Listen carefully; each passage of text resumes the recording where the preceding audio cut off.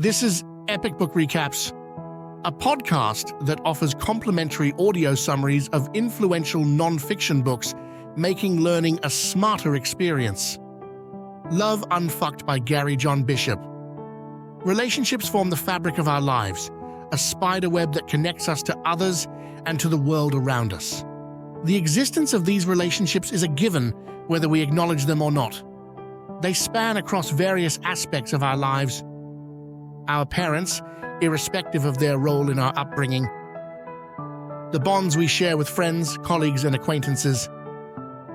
The unexpected connections we form with strangers we cross paths with. The deep affection we hold for our pets. The attachment we have with our possessions, such as our home, car, books, or favorite clothes. The intricate relationship we share with ourselves, the most challenging yet rewarding. Our past, present, and future partners. These relationships persist even when the other party is absent. Their absence takes on a defining role in the relationship. The love, care, and kindness you pour into these relationships not only nurture them, but also nourish you in return. The universality of relationships makes it imperative to learn how to navigate them effectively to pave the way for happiness and prosperity. Fortunately, you've found the right path leading to insights that can revolutionize your life. Reflect on the relationships that matter most to you and imagine them vividly. Preserve this mental image as you will soon learn to apply these insights to those relationships. Step through this door and unlock the wealth of knowledge that awaits. It might seem paradoxical, but our perceptions of relationships are often predetermined before we experience them firsthand. Throughout your childhood, you've observed the interactions of married couples and have drawn from popular culture to form the basis of your ideal relationship. Typically, you categorize relationships into two types. First, unhealthy interactions to be avoided. Second, happy, long-lasting marriages to be emulated. However, both these categories have inherent shortcomings. In the first scenario, using failed relationships as a model to build successful ones is counterproductive. Attempting to build a prosperous relationship on the ruins of failed ones is not the most viable approach. If your measure of success is merely being better than a disaster, then you're setting a low standard. There's also a risk of reacting disproportionately to triggers that remind you of the toxic relationship, leading to undue criticism toward your partner or the collapse of a relationship that could have prospered. In the second scenario, your idealistic expectations could create unnecessary stress in the relationship. It's essential to remember that even an ideal family consists of unique individuals. There's no universal recipe for success in a relationship, as each one requires a unique mix of ingredients tailored to your preferences. Gary John Bishop, a renowned author, once wrote, "Your problem in your relationship is that you resist when it's not going your way." Interestingly, a Forbes health survey found that the most popular methods of meeting dates were through online dating apps, 45%, being introduced by friends, 33%, and attending concerts or festivals, 32%. A life devoid of the opportunity to be authentic is bound to cause suffering. Constantly trying to alter or control your partner under the pretense of help or salvation is a fast track to disaster. If your partner is dealing with addiction or self-destructive behavior, it presents a challenging decision. First, continue to stay together and face the consequent difficulties. Second, part ways and accept that your ex-partner may choose a lifestyle you disapprove of. This decision can significantly impact your life. There's no middle ground, it's either in or out. However, choosing to stay in means accepting all the challenges that come with it and renders any complaints pointless. You can't save someone unless they're willing to be saved. Your life is a series of personal choices and decisions, even when it feels like you're not in control. It's crucial to understand what motivates these choices. This introspection could lead to enlightening insights about your relationships. People often unwittingly choose partners who mirror past psychological traumas. You may unconsciously look for a partner you can save or someone who would make you feel appreciated and needed. A sincere analysis of your motives might reveal that you're attracted to someone who exhibits the traits of an abuser. At times, fear of change might make you sabotage your own efforts towards achieving ambitious goals. This defensive reaction is a natural psychological response. Unfortunately, this results in you repeatedly encountering similar problems and situations. You may unconsciously seek relationships with partners who fit familiar patterns, a phenomenon known as identity relationships. One must strive to move away from viewing relationships as inherently flawed and recognize that the problem might lie in your relationship model or approach. To create something genuinely new, you must critically examine your beliefs and perceptions of self. Now that it's clear that you can't change your partner's personality, it's time to focus on what you can control: yourself. You owe it to yourself not to disappoint. At the beginning of a relationship, it's easy to get lost in the thrill and overlook the importance of self-awareness and self-control. You might think you found the perfect person who will solve all your problems, but the reality is that you can't control your partner's actions. You can only accept or reject them. Therefore, you can only be responsible for yourself. Take a moment to reflect on your contributions to the relationship and identify potential issues causing harm. Consider your emotional triggers, self-sabotaging behaviors, and how you can manage any destructive habits. The most critical question you should answer honestly is whether you're committed to working on this relationship. Your initial reaction will reveal a lot.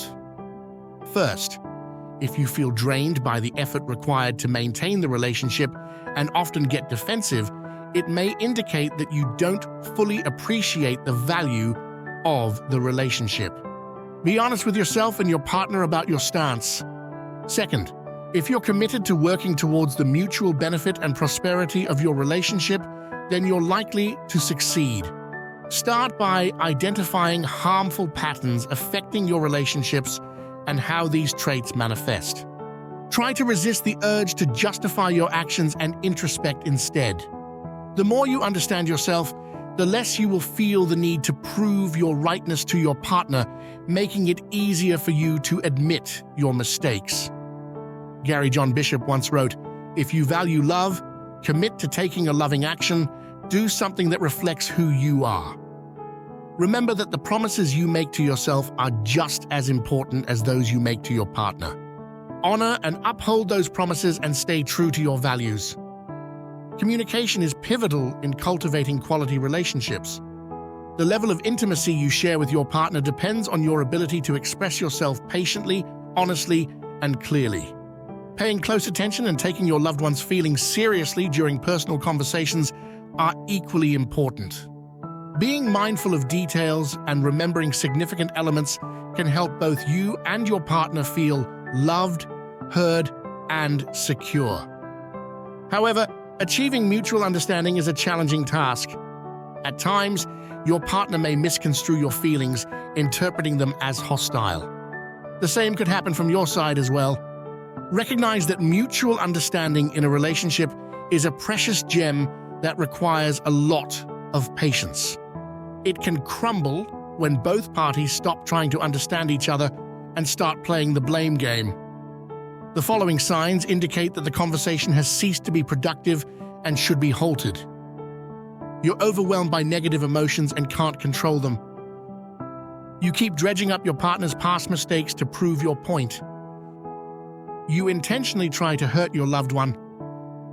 Managing conversations might seem strange, but it follows a simple rule, the 90-10 rule. It suggests that arguments should only take up 10% of the total communication time in your relationship. Research shows that people, on average, spend between 1 and 3 hours talking daily. However, meaningful conversations usually last between 30 and 90 minutes. So, according to the rule, you should not spend more than 9 minutes a day on arguments. Use the rest of the time to calm down, reflect on your emotions, and articulate them in a non-aggressive manner for the next day's conversation. This method helps avoid hurtful words and accusations that can cause lasting damage to your relationship. Actively limit your disagreements to avoid being consumed by them. The final idea you'll explore may be the most crucial and universal rule. It emphasizes the need to embrace the difficulties you encounter in life together with your partner. This might seem counterintuitive initially. Isn't the aim of a relationship to be always happy and fulfilled? Not necessarily. Take a moment to contemplate this idea. Consider your favorite spot in town, a cozy cafe en route to your workplace. You visit it every evening to enjoy your favorite drink and pastries. Despite the occasional long queues, tired staff, or sold-out buns, you still love this cafe and accept these circumstances as part of its bustling atmosphere. Life doesn't always meet your expectations, and that's its beauty. However, you might lack the same patience and acceptance in your relationship. It's unrealistic to expect two imperfect individuals to create a perfect union. The concept of loving the struggle anchors you to reality without creating a false bubble of naive optimism. Here are the main points. Some issues are inevitable regardless of your actions. Your partner's behavior might be hard to understand due to their complex psychological processes.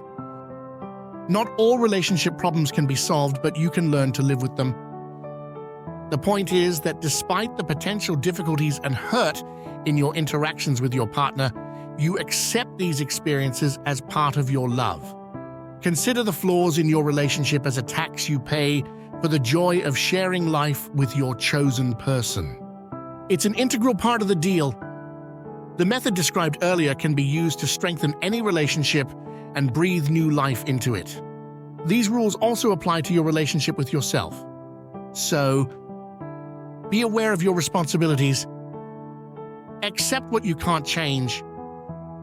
Live up to your values. Remember, love is about creating and being true to yourself. So, let your life be a conscious pursuit of the beauty within. Try this. Develop a structured conflict resolution plan with specific steps for disagreements. Establish a daily or weekly appreciation ritual where both partners express gratitude for something the other did that made them feel loved. Share this summary with your partner and invite them to discuss it together. Potential objections and how to handle them. Objection 1. I struggle with self-awareness and emotional triggers. Response: that's perfectly normal. The first step towards improvement is acknowledgement.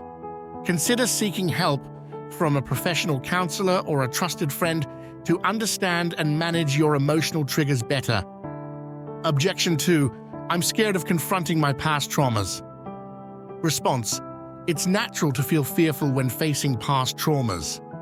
However, it's essential to remember that addressing these issues is key to healing and moving forward. Consider seeking professional help if it feels too overwhelming. Objection 3. I'm not sure if I'm ready to work on this relationship. Response: it's crucial to be honest with yourself and your partner. If you're unsure, take some time to reflect on your feelings. Remember, it's okay to prioritize your well-being and make decisions accordingly. Objection 4. I can't limit my arguments to just 9 minutes a day. Response: the 90-10 rule isn't rigid. It's more of a guideline to help you manage your disagreements effectively. You can adjust the timings based on what works best for you and your partner. Objection 5. I don't want to love the struggles. Response: that's understandable.